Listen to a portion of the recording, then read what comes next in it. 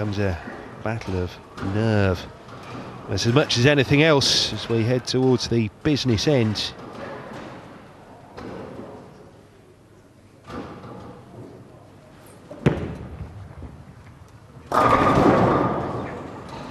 Doesn't quite get that messenger to deliver what they wanted. Well, that 10-pin was almost hit by about 2 or 3 different pins, wasn't it? And Chris can see the funny side of it. But poor Mike Fagan, that 10-pin standing up a bit too often for him.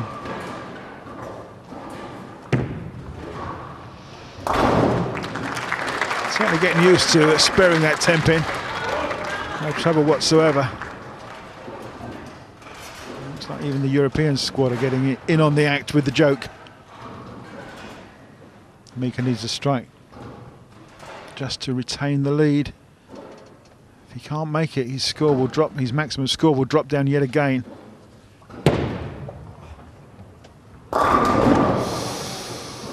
Well, you can see what happened.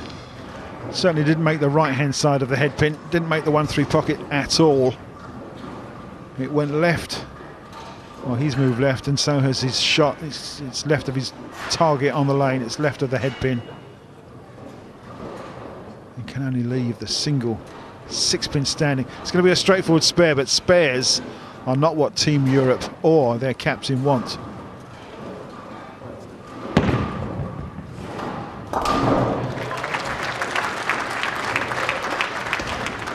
Still, as we head into frame 7, this could go either way.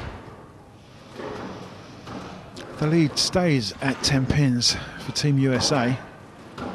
We're through the halfway stage, and I think some of the European players will be just slightly concerned now, because if this one gets away from them, the end of session score will be 5-1 lead for Team USA, and Mike Fagan's doing his bit to ensure that happens.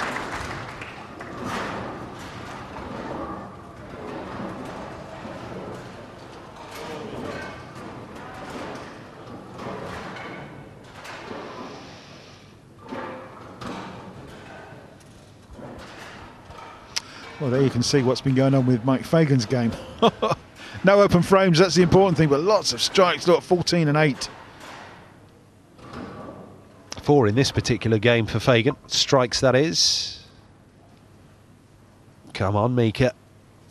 Well, it has to be 10. And it is 10. Yeah, great looking shot from the European captain there. It had to be a 10 just to stay in the game. Still 10 pins adrift. A high back swing and a snap off the wrist.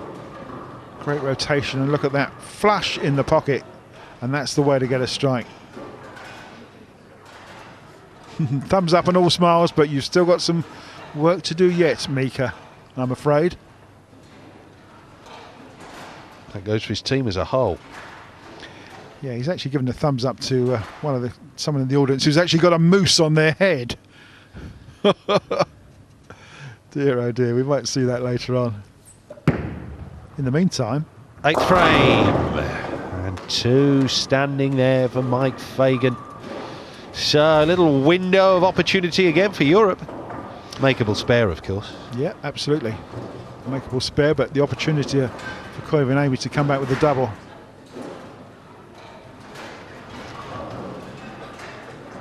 Hands up from Mike Fagan. And there is the beast. There's 2 mooses in the hoose to Newt. One's Mika, and I'm not quite sure of the lad's name, but he's got a moose on his head. Spare from Fagan. Now this is a chance for Koivuniemi to come back. Absolutely, as the maximum score for the USA drops to 2-3-8. Really must be a strike. Looking for 2 strikes in a row. Does he like it? Oh, wow, look at that. The classic split. I would suggest that that's going to be the end of this match, because although he's put the ball in the pocket, annoyingly, the 4-pin has flipped round the 7. The 6-pin has flipped round the 10. And they both stood up. That's the 7-10 split. from memory, it's only been picked up, I think, 4 times on television anywhere. It just never happens, does it? And it hasn't happened tonight. And it's an open frame from Mika. Disaster. Well, it is disaster because we've seen so few open frames. It's all been spares and strikes. And there's Mika's situation. He's got the strikes, he's got the spares, but those 2 big open frames. And the last one has come at really particularly the wrong time. Just when he had a chance to come back, he's been shot down in flames by the 7-10 split.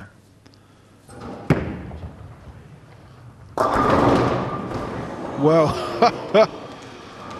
Koivuniemi do, Fagan try and do. We almost saw another 7-10 split there. Fagan's ball slightly down on speed, and that's why it turned up too early. But how fortunate he is to break this one up. Watch this one go in. High head pin, there's the split. And he's got some pins action on that right-hand side. So not the best shot, but it can be a spare, and that's going to be good enough. It is an advantage over Mika's open frame.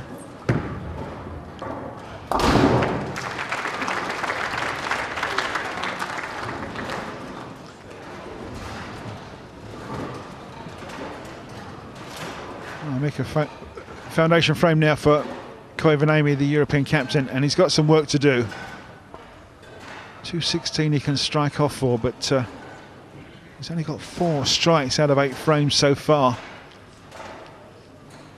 And the big damage was done by that very unfortunate 7-10 split. All started so well as well. He struck out in the first frame here, Mika.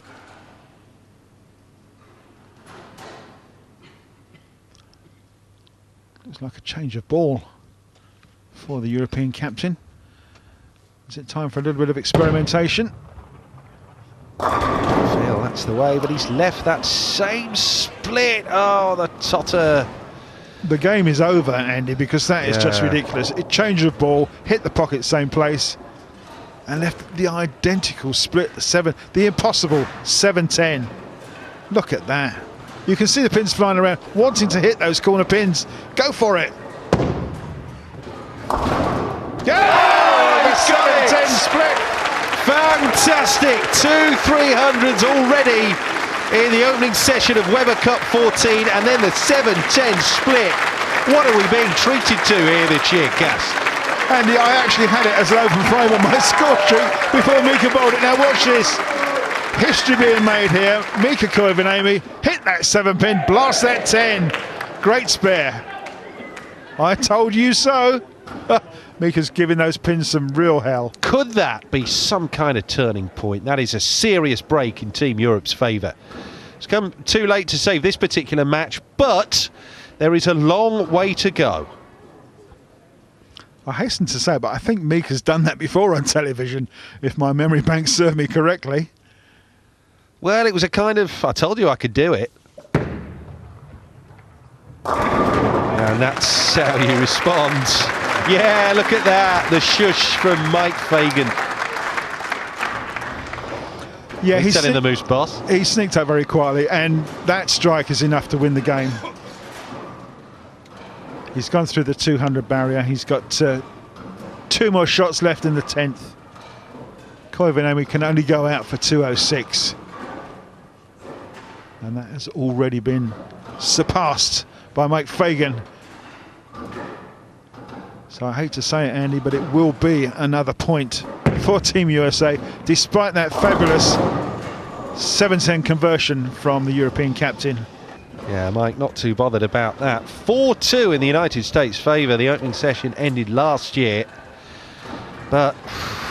well, we're seeing everything, aren't we? Yeah. Apart from the Moose, we're seeing everything here. 300 games by the pair and a 7-10 split, which is fantastic. Is all very well, Cass, all in the opening session. Absolutely right, yeah. 4 more to come. And the crowd really getting involved here now as Fagan takes another point and spares the 2-4-8-10. It is Hollywood stuff here. This is just fantastic bowling, what you're seeing here. These are almost impossible splits here.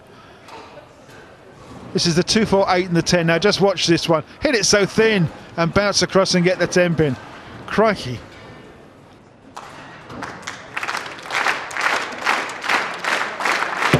Now then, what can Mika finish on here? That's a spare. They will take the cheers. They will take anything that comes their way at the moment, Europe. Yes, unfortunately the total pinfall doesn't count. Someone's just thrown Mika the moose hat. Yeah, I guess it's a case of save that till Sunday evening once we've turned this around. Best case scenario for the Europeans.